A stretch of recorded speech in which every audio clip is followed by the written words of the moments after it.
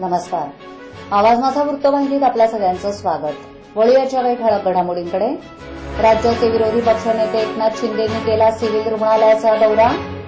पिंपरी गावाला आदर्श गाव बनवू, खासदार राजन विचारे यांचा विश्वास. आणि सरकारी अनास्थेमुळे स्त्रियांसाठीच्या कौटुंबिक हिंसाचार विरोधी कायद्याची जनजागृती ठप्प. राज्य सरकारच्या धोरणानुसार ठाण्याच्या सिव्हिल हॉस्पिटलमध्ये सीटी स्कॅन आणि एमआरआय मशीन्स दाखल झाली. पीपीपी तत्वावर एका खासगी कंपनीला या चाचण्या करण्याचं कामही बहाल करण्यात आलं. मात्र गेल्या 6 महिन्यात या चाचण्याच सुरू झालेल्या नाहीत. मशीन्स कंपनीच्या ताब्यात असून त्या सुरू करण्यासाठी सरकारकडे पत्रव्यवहार करत असल्याचं ठोकळेबाज उत्तर देत सिव्हिल हॉस्पिटल प्रशासनानं हात वर केलेत. त्यामुळे या मशीन्स असतानाही हे विभाग बंदच असल्याचं वास्तव समोर आलंय. ठाणे जिल्हा सर्वसाधारण रुग्णालयातील सोयीसुविधांबाबत अनेक तक्रारी येत असल्यामुळे विधानसभेतील विरोधी पक्षनेते एकनाथ शिंदे, खासदार राजन विचारे, डॉ. श्रीकांत शिंदे यांनी या हॉस्पिटलची पाहणी दौरा केला. त्यात हा प्रकार उघड झाला. बाह्यरुग्ण विभागात दिवसाला तब्बल 400 ते 500 रुग्ण येतात. मात्र त्यांना पुरेशी सुविधा नाही. भाजलेल्या रुग्णांसाठी असलेल्या विभागात एसी नाहीत.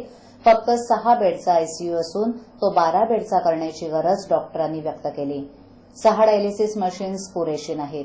न्यूरोलॉजिस्ट नसल्यामुळे डोक्याला दुखापत झालेल्या रुग्णांना मुंबईला पाठवावं लागतं. मात्र अनेकदा प्रवासातच त्यांचा मृत्यू होतो. मात्र सरकारी निकषात न्यूरोलॉजिस्टचं पद बसत नसल्याचं यावेळी सांगण्यात आलं. सोनोग्राफी आणि एक्स-रेचे प्रत्येकी अवघे 1 मशीन असल्यामुळे रुग्णांची कुचंबणा होते. 14 पैकी फक्त 5 विभागांमध्ये प्रथम श्रेणी डॉक्टर आहेत. डॉक्टरांची काही पदं तसंच चतुर्थ श्रेणीची बरीच पदं रिक्त असल्याची माहिती यावेळी समोर आली. या हॉस्पिटलच्या मागण्यांबाबत आरोग्य विभागाच्या संचालकांशी चर्चा करणार असून इथे सुपर स्पेशालिटी हॉस्पिटल सुरू करण्यासाठी नागपूर इथे होणाऱ्या आगामी विधानसभा अधिवेशनात लक्षवेधी सूचना मांडणार असल्याचंही एकनाथ शिंदे यांनी सांगितलं. याप्रसंगी ठाण्याचे महापौर संजय मोरे, नरेश म्हस्के, हेमंत पवार, सुधीर कोकाटे उपस्थित होते. सध्या 300 खाटांचे हे हॉस्पिटल 541 खाटांचं करण्यासाठी राज्य सरकारकडे प्रस्ताव दिलाय. सध्याच्या जागी हॉस्पिटलचा विचार शक्य नसल्यामुळे ठाणे मेंटल हॉस्पिटलच्या ताब्यातील 5 ते 10 एकर जागा नव्या सिव्हिल हॉस्पिटलसाठी असा प्रस्ताव असल्याची माहिती सिव्हिल सर्जन डॉ. गौरी राठोड यांनी दिली. ठाणे महानगरपालिका हद्दीत घर घेताय का? मग ते अनधिकृत तर नाही ना, याची खातर जमा करा. अनधिकृत घर घेणं हा विकणाऱ्यासोबत विकत घेणारा देखील तितकाच दोषी असतो. तेव्हा घराची डोळस खरेदी करा.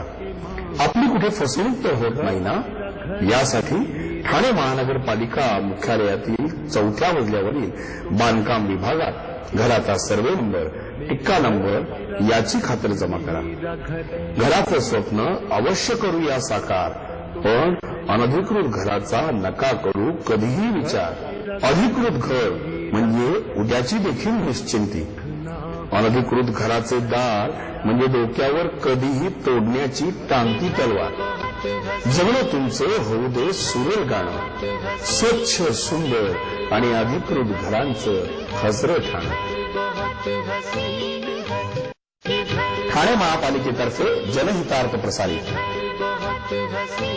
संसद ग्राम आदर्श योजनेतून कल्याण ग्रामीण विधानसभा मतदारसंघातील पिंपरी या गावाची निवड करण्यात आली असून कल्याण तालुक्यातील आदर्श गाव निर्माण करण्याचा संकल्प खासदार राजन विचारे यांनी केलाय.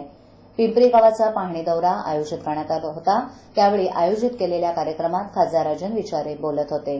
यावेळी स्थानिक आमदार सुभाष भोईर आणि प्रशासकीय अधिकारी उपस्थित होते. कोयना धरण निर्मितीवेळी विस्थापित झालेले नागरिक पिंपरी गावामध्ये वास्तव्यास आहेत. पिंपरी गावाची लोकसंख्या 3881 असून 380 कुटुंब वास्तव्यास आहेत. ज्या कोयना प्रकल्पानं राज्याला वीज आणि पाणी पुरवलं त्याच भागातून पुनर्वसन झालेले नागरिक पाणी आणि विजेपासून वंचित होते. पिंपरी गावातील नागरिकांना मूलभूत सोयी सुविधा पुरवण्यात येतील असं आश्वासन खासदार राजन विचारे यांनी दिलंय. पिंपरी गावामधून जाणाऱ्या मुख्य रस्त्यांचं डांबरीकरण, तलावातील गाळ काढून तलावाभोवती संरक्षक भिंत आणि सुशोभीकरण आणि तलावामध्ये मत्स्य निर्मिती, शासकीय जागेवरील अतिक्रमण हटवून जलकुंभाची बांधणी, गावामध्ये आरोग्य शिबिर भरवणं, महिला सक्षमीकरणासाठी लघुउद्योगांची निर्मिती, दलित वस्ती सुधारणा कार्यक्रम, गावातील प्राथमिक शाळेची डागडुजी आणि समाज मंदिरांची उभारणी, गावातील कचऱ्याची विल्हेवाट लावण्यासाठी घनकचरा व्यवस्थापन प्रकल्प, नदीवर बंधारा बांधून शेतीसाठी पाणी पुरवठ्याची सोय करणं, संजय गांधी निराधार योजनेतील लाभार्थ्यांना लाभ मिळवून देण्यासाठी प्रयत्न करणं असे अनेक उपक्रम राबवण्यात येणार आहेत.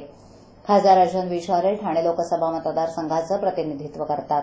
परंतु ठाणे लोकसभा मतदारसंघामध्ये ग्रामपंचायत नसल्यामुळे कल्याण लोकसभा मतदारसंघातील पिंपरी गावाची निवड करण्यात आल्याचं राजन विचारे यांनी सांगितलं.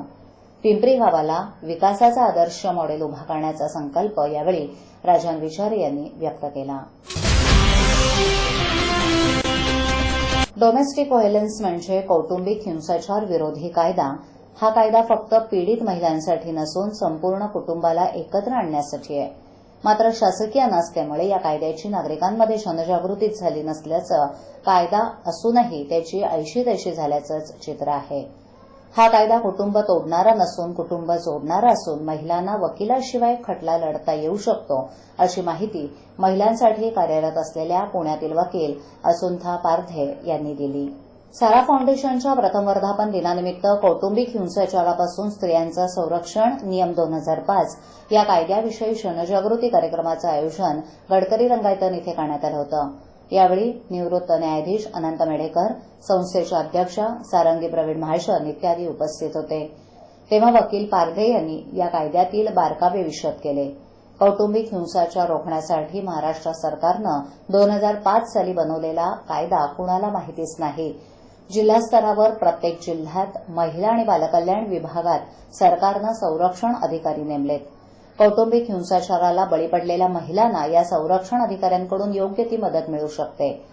संरक्षण अधिकाऱ्याकडे महिलेची तक्रार आल्यास अधिकाऱ्यांना 3 दिवसाच्या आत विरोधी पक्षाला नोटीस बजावणं अनिवार्य आहे. तसंच 60 दिवसात याचा निकाल लागणं गरजेचं असल्याचं सांगितलं. परंतु न्यायव्यवस्थेतील अतिरिक्त भारामुळे या तरतूद असूनही निकाल रखडले असल्याचं चित्र आहे. एकतर या कायद्याची फारशी कुणाला माहितीच नसून असली तरी तक्रार कुठे करावी याबाबत संभ्रमावस्था महिलांची झालेली असते. हा खटला दिवाणी पद्धतीनं चालवला जात असल्यानं महिलांना वकिलाशिवाय खटला लढता येतो. दरम्यान महिलांसाठी असलेला हा कायदा पुरुषांनाही त्यांच्या जबाबदारीची जाणीव करून देणार आहे. आजवर कुटुंब सावरण्यासाठी समुपदेशक देखील मुलींनाच समजून घेण्याचा सल्ला देतात. परंतु पुरुषांचं समुपदेशन करणारी कुठलीच यंत्रणा आपल्याकडे नसल्याची खंतही पारधे यांनी व्यक्त केली.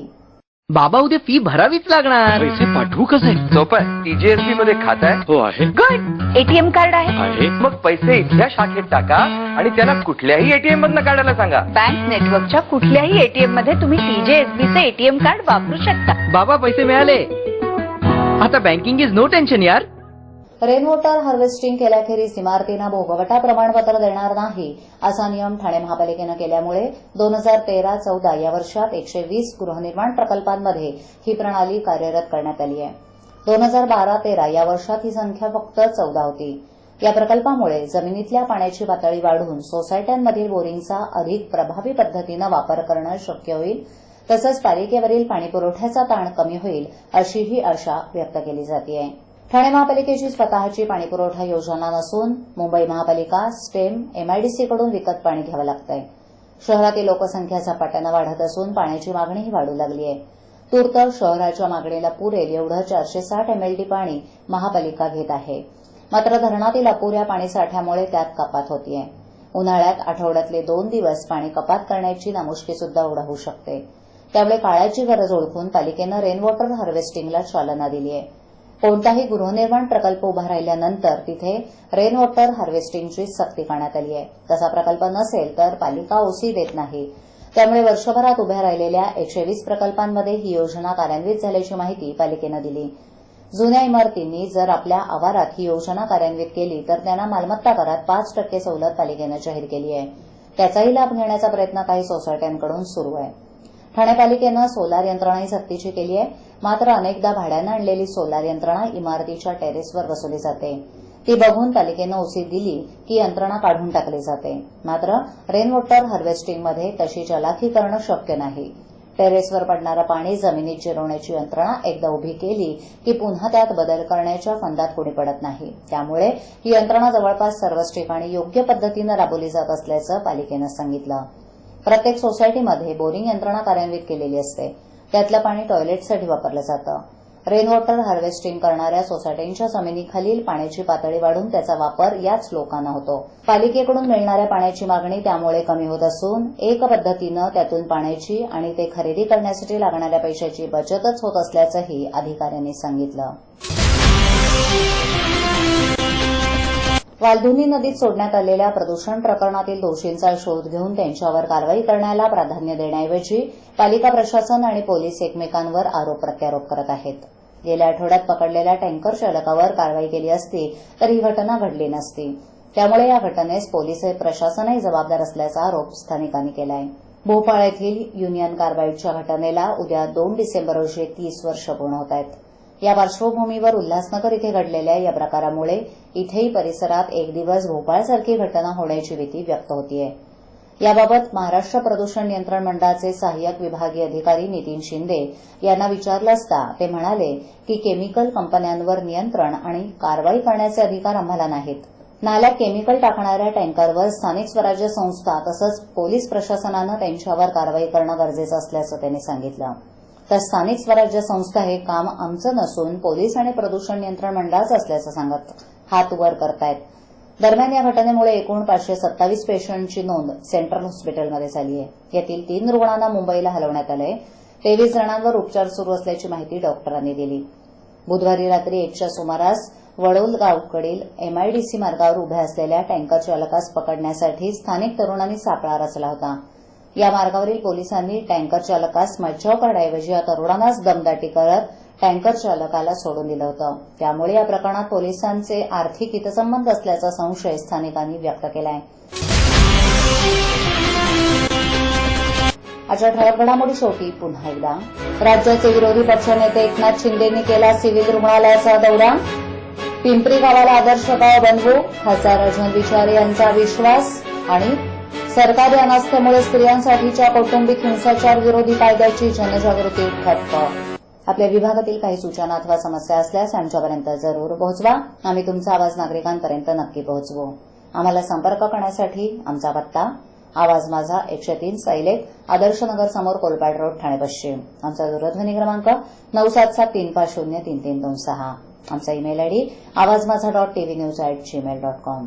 आवाज माझावरील एखादी बातमी पाहिजे राहून गेली असल्यास युट्यूबवर ती तुम्ही पाहू शकता.